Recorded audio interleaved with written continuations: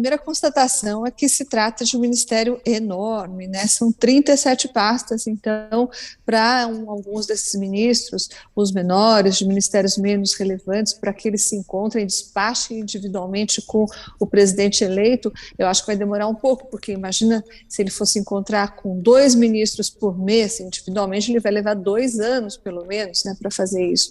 Então, é muito ministro, Gabriela, é muito ministro, e o que a gente nota também é que o núcleo duro, o núcleo palaciano, lá os ministros que vão ficar mais próximos do presidente, eles são essencialmente petistas, petistas raiz, né, como eles chamam. Então, tem lá o Márcio Macedo, que fica na Secretaria-Geral da Presidência, o Alexandre Padilha, que ficou com a Secretaria de Relações Institucionais, Paulo Pimenta na SECOM e Rui Costa na Casa Civil. São todos eles petistas históricos, todos eles acomodados dentro desse núcleo palaciano.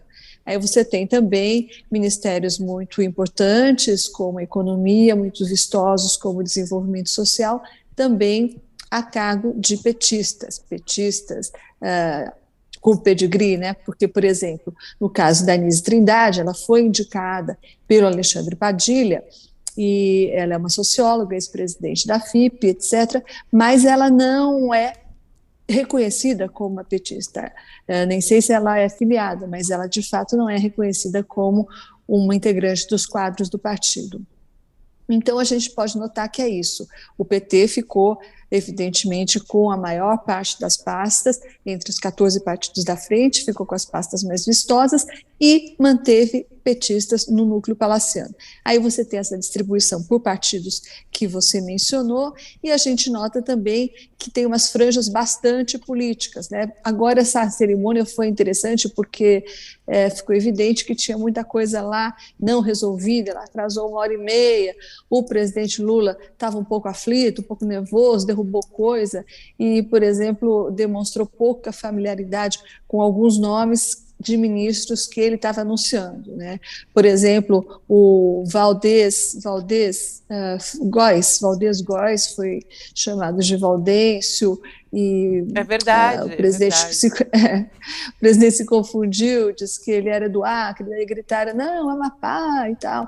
Então, a gente percebeu que não era alguém de muita intimidade do presidente. Foi lá uma indicação, na verdade, do Davi Alcolumbre, ele é do PDT, vai para o União Brasil, não sei nem se o presidente o conhece pessoalmente, ficou talvez conhecendo agora, né? Citou E também nominalmente o Alcolumbre também, né? O presidente Lula, Thaís. citou nominalmente para dar lá o crédito, né, para quem de direito fez isso sim, e também, por exemplo, o ministro das Comunicações, que era uma pasta que caberia ao Paulo Teixeira, outro petista raiz, e acabou indo na mão do, me ajuda aí, Thales, Juscelino, Juscelino Filho. Juscelino Filho. Juscelino Filho, sobre quem o presidente não disse rigorosamente nada na hora de apresentar.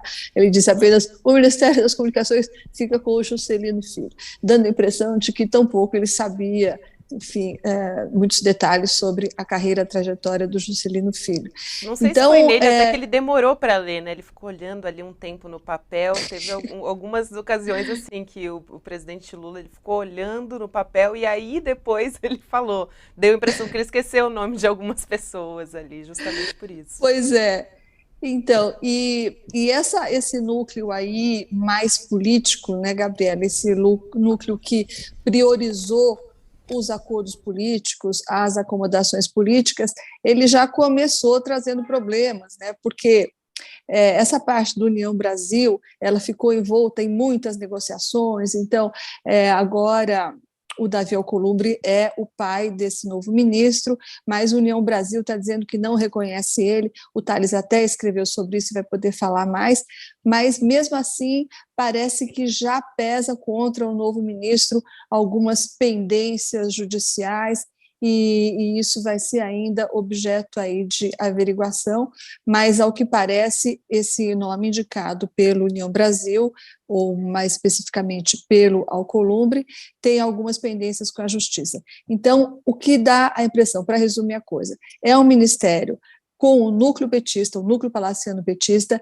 e as pastas mais importantes do PT, ou várias concessões a aliados, uma distribuição que deu muito trabalho para o presidente costurar e que, evidentemente, não contentou todo mundo, e problemas pontuais, aí, principalmente nessa área do União Brasil, que já começa dando problemas sérios. Então, não é difícil, né? Não é fácil conciliar tudo isso, afinal de contas, é um ministério gigantesco, Gabriela.